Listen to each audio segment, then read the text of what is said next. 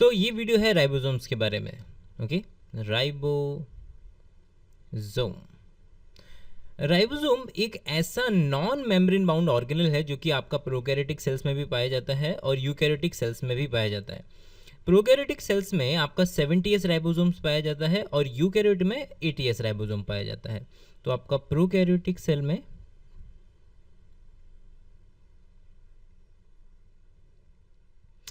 70s ribosome मिलेगा और आपका यूकैरियोटिक सेल में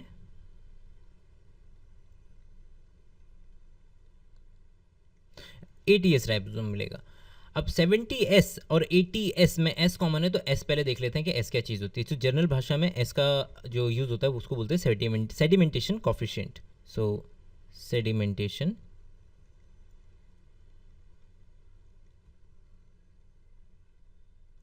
कॉफिशिएंट। अब ये तो हो गया समझने के लिए कि हाँ कि भाई चीज़ें जो है सेटल डाउन हो रही हैं, सेडिमेंट हो रही हैं। अब उसका जो है कॉफिशिएंट है, उसका एक यूनिट है ये। जो इसका रियल नेम या रियल यूनिट जिसको आप कहेंगे वो होता है स्वेडबर्ग। स्वेडबर्ग। ओके, क्वेश्चन आ चुका है नीट में, इसका ध्यान रखिएगा कि स्वेडबर्ग इसका नाम होता है। एस किसके लिए स्टैंड करता है। अब जो 70s राइबोसोम है, अब इसको जब हम दो पार्ट से बना होता है, एक को बोलते हैं लार्जर सब यूनिट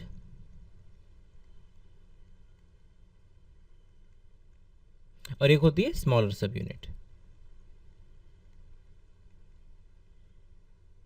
और सेम ट्रू है कि भी चाहे प्रोकैरियोटिक सेल हो और चाहे यूकैरियोटिक सेल हो, आपकी एक होगी लार्जर सब यूनिट और एक होगी एक स्मॉलर सब यूनिट। अब लार्जर सब यूनिट को जो जो अगर आप अलग से लें, केवल जो पूरा राइबोसोम है उसमें से लार्जर सब यूनिट को निकाल लें और फिर आप उसको सेडिमेंट उसको एक टेस्ट ट्यूब के अंदर उसको सेटल डाउन कराने की कोशिश करें, तो आपको मिलेगा कि वो 50s पे हो रहा है। और जो स्मॉलर सब यूनिट है उसको अगर आप सेटल डाउन कराने की कोशिश करें तो वो 30s पे हो रहा है। लेकिन ये थोड़ा अजीब है कि 50s और एक 30s, लेकिन दोनों को मिलाकर करा जाना चाहिए तो लगभग 80s आना चाहिए, जो कि नहीं है, और ये 70s है। तो रीज़न है कि जो सेडिमेंटेशन होती है वो केवल किसी तरीके से वेट पे डिपेंडेंट नहीं है। वेट पे डिपेंडेंट है बट केवल और केवल वेट पे डिपेंडेंट नहीं है। वेट के अलावा उसका साइज़ क्या है, उसका मॉलिक्यूलर स्ट्रक्चर क्या है, वो काफ़ी फैक्टर्स पे डिपेंड करती है। उसी हिसाब से जो है वो सेटल डाउन होगी एक टेस्ट ट्यूब के अंदर। इसलिए ये जो स्वेडबर्ग है इट मे और मे नॉट बी एडिटिव नहीं होता है ज़्यादातर।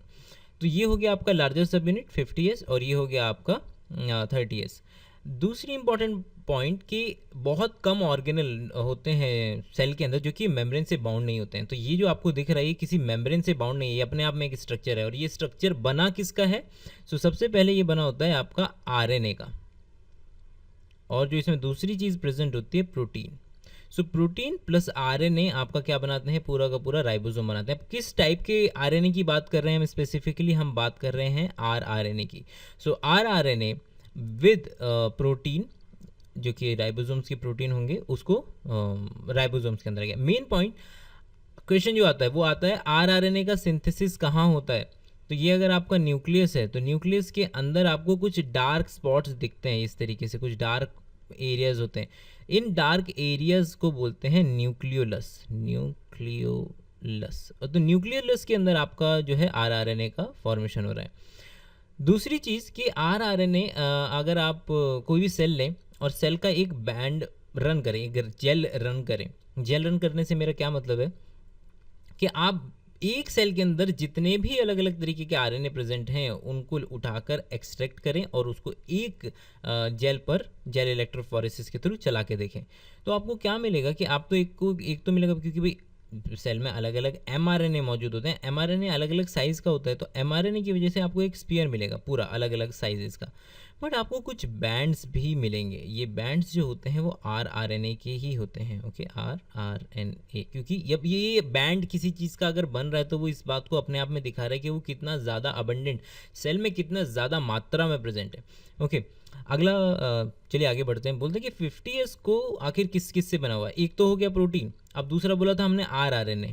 ओके, अब ये rRNA में भी अलग अलग टाइप्स होते हैं कि वो किस किस तरीके के rRNA से बना होता है। तो 50s ऑफ प्रोकैरियोटिक सेल बना होता है आपका, एक तो होता है इसमें 5s rRNA। ओके, एक होता है 20s rRNA, लार्जर सब यूनिट की बात हो रही है। और स्मॉलर सब यूनिट बना होता है 16s rRNA से। अब इसमें इसके रूल्स को थोड़ा सा डिस्कस कर लेते हैं। अगेन जो हार्ड क्वेश्चन बनते हैं राइबोसोम से, राइबोसोम वाले पोर्शन से, वो आते हैं यहाँ पर जो आपको दिख रहा है ना, इस वाले पोर्शन से। अब राइबोसोम्स के साथ एक बड़ा ही इंटरेस्टिंग कॉन्सेप्ट जुड़ा हुआ होता है, और इस इंटरेस्टिंग कॉन्सेप्ट का नाम होता है राइबोजाइम। राइबोजाइम। सो बेसिकली क्या हो रहा है कि protein are not the only thing, protein केवल अकेली ऐसी चीज़ नहीं है जो कि एंजाइम्स की तरह काम करती है या किसी भी रिएक्शन को कैटेलाइज करती है। अब ये एक ए प्लस बी को बना के सी बनाना है, तो यहाँ पर एक क्या आता है, एंजाइम आता है ना। तो इस एंजाइम ज़्यादातर क्या होता है, 99.9% आपको ये मिलेगा कि ये चीज़ होती है प्रोटीन। मगर क्योंकि जब शुरुआत हुई थी इस दुनिया की, तो उस टाइम तो प्रोटीन इतना मौजूद था नहीं। तो उस टाइम पर इस काम का जो दारोमदार था कि एंजाइमेटिक एक्टिविटी जो की थी, जो एंजाइमेटिक एक्टिविटीज़ होती हैं, वो वो होता आरएनए करता था। ओके, तो आरएनए क्या करता था, एंजाइमेटिक एक्टिविटी। तो वो एंजाइमेटिक एक्टिविटी जो है अब तक वो है कि चलती हुई आ रही है। 20S rRNA is the ribozyme. Okay, तो ये रिएक्शन को कैटेलाइज करता है। आरएनए का फंक्शन क्या था, आरएनए का फंक्शन होता है आपका प्रोटीन सिंथेसिस में, isn't it, protein synthesis RNA का फंक्शन हो गया।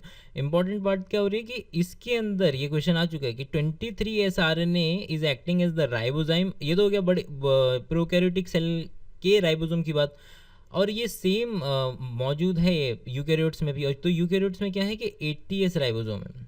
अब सॉरी 80S जो राइबोसोम है उसके अंदर 28S rRNA है, और ये एक्ट करता है एज अ राइबोजाइम, कैटेलाइज करता है रिएक्शन को ट्रांसलेशन में मदद करने के लिए।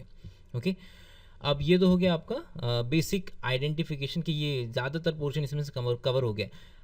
जो थोड़ा बहुत क्वेश्चन आता है वो आता है कि ट्रांसलेशन से जोड़ करके, इसका जो अगला क्वेश्चन बनता है वो ट्रांसलेशन से जोड़ के बनता है, तो उसको भी एक बार देख लेते हैं। ये जो हमारा बहुत ही लो रेजोल्यूशन का राइबोसोम का स्ट्रक्चर है, तो नीचे आप देख सकते हैं कि 30S सब यूनिट, ऊपर हो गई आपकी ये 50S सब यूनिट, और इसमें से अलग अलग चीज़ें देख रहे हैं आपकी, चीज़ें कहाँ से जा रही हैं, कहाँ से निकल रही हैं। ये आपका आरएनए जो एक राइबोसोम के अंदर जा रहा है और एक तरफ से बाहर निकल रहा है। राइबोसोम पे होती हैं 3 साइट, और ये 3 साइट होती हैं साइट ए, साइट पी और साइट ई।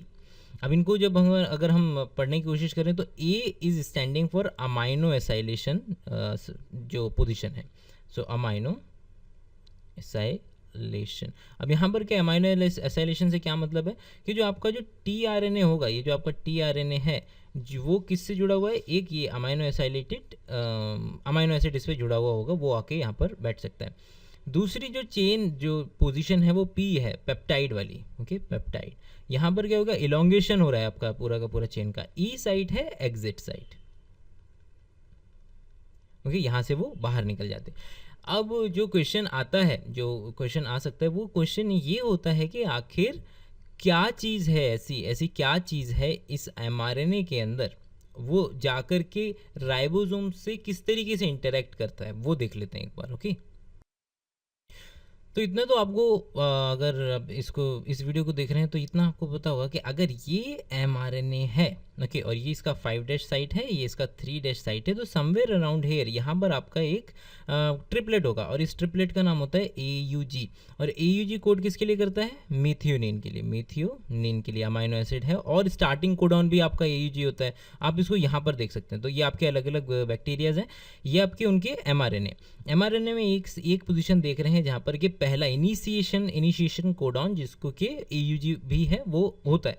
अब इससे थोड़ा सा पहले आप क्या देख सकते हैं कि इसमें लगभग हर किसी में एक जो है साइट कॉमन है, एक जो सीक्वेंसेस हैं वो लगभग एक आते हैं, यूनिक सीक्वेंस होता है। इस पर्टिकुलर सीक्वेंस को बोलते हैं शाइन-डालगर्नो सीक्वेंस। ओके, प्रोकैरियोटिक्स की बात हो रही है, प्रोकैरियोट्स की बात हो रही है अभी। शाइन-डालगर्नो सीक्वेंस क्या करता है, वो जाकर के बाइंड करता है 16S rRNA से। ठीक है, तो अगर ये आपका चलिए वो वाला याद करते हैं, तो आपका जो स्मॉलर सब यूनिट था, अगर आपको याद हो तो, अगर ये स्मॉलर सब यूनिट है नीचे, तो स्मॉलर सब यूनिट में हमारा क्या प्रेजेंट है, स्मॉलर सब यूनिट में हमारा प्रेजेंट है ये जो 16S rRNA। 16S rRNA से जो हमारा ये mRNA है वो जाकर के इस तरीके से लगेगा, और ये पेयरिंग होगी यहाँ पर। ये जो पेयरिंग हो रही है इसको अगर आप जूम करके देखेंगे तो कुछ नहीं है, बस यही है। तो ये है हमारा AUG, जो कि जहाँ से कि सबसे पहला कोडॉन है मीथेनिन को कोड करता है। पहला जो ट्रिपलेट कोडॉन है वो ये है। इसे थोड़ा सा पहले आइडेंटिफिकेशन मार्कर है जिसको कि शाइनडाल कर्नल सीक्वेंस बोलते हैं। ये बाइंड करता है आपका 16S rRNA से। ओके, तो ये आपका हाईएस्ट चीज़ कवर हो चुकी है। अगर कोई डिटेल में जाकर भी पूछेगा तो इसको पूछ सकता है, उससे ज़्यादा नहीं पूछ सकता। सो बेसिकली समराइज करने के लिए ये पूरी स्लाइड को कि बैक्टीरिया को या राइबोसोम्स को कैसे पता चलता है कि उनको कहाँ से, ये अगर एमआरएनए है तो उनको कैसे पता चलेगा कि कहाँ से कौन सा एयूजी, इट माइट पॉसिबल ना कि एयूजी यहाँ प्रेजेंट हो सकता है, यहाँ प्रेजेंट हो सकता है।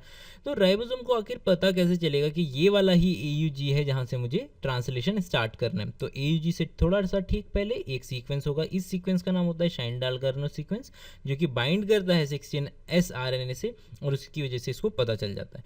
और अब इसमें एक ही कॉन्सेप्ट बचा है, उसमें कुछ नहीं होता है कि प्रोकैरियोट्स में होता है केवल ये। ओके, तो ये आपका जो एक लंबा सा एमआरएनए बना देते हैं। इस एमआरएनए के अंदर क्या होता है कि अलग अलग आपका वो होते हैं, जीन होते हैं। ये आपका एक जीन हो गया, लैक ऑपेरॉन का जैसे एग्जांपल होता है, ये आपका एक जीन हो गया, ये दूसरा जीन हो गया और ये मान लीजिए तीसरा जीन हो गया इधर। तो क्या होगा कि इन तीनों को आइडेंटिफाई करने के लिए यहाँ पर भी आपका एक शाइनडाल-कर्नो सीक्वेंस है, यहाँ पर भी आपका एक शाइनडाल-कर्नो सीक्वेंस है और यहाँ पर भी आपका एक शाइनडाल-कर्नो सीक्वेंस है। अब इन सीक्वेंस को आइडेंटिफाई करते करते भाई देखते देखते कौन पहुँच जाएगा, लोअर सब यूनिट। ओके, जो छोटी वाली सब यूनिट होती है वो यहाँ पर पहुँच जाएगी, वो या इस तरीके से इसे बाइंड कर लेगी, यहाँ पर भी बाइंड कर लेगी। और इसको बाइंड करेगी तो इसके ऊपर से लार्जर सब यूनिट भी आकर बाइंड कर सकता है। तो ये आ गई लार्जर सब यूनिट, ये आ गई लार्जर सब यूनिट, ये आ गई लार्जर सब यूनिट। अब क्या हो गया, आप देख रहे हैं कि एक एमआरएनए के ऊपर ऐसे ही काफ़ी सारे राइबोसोम्स लगे हुए हैं और इसी स्टेट को बोला जाता है पॉलीसोम। तो ये भी एक क्वेश्चन बनता है इस पर्टिकुलर नीट के लेवल का, और इसको क्या बोलते हैं, पॉलीसोम। तो ये है आपका ओवरऑल राइबोसोम से अगर क्वेश्चन आएगा तो इन सब चीज़ों से आ सकता है।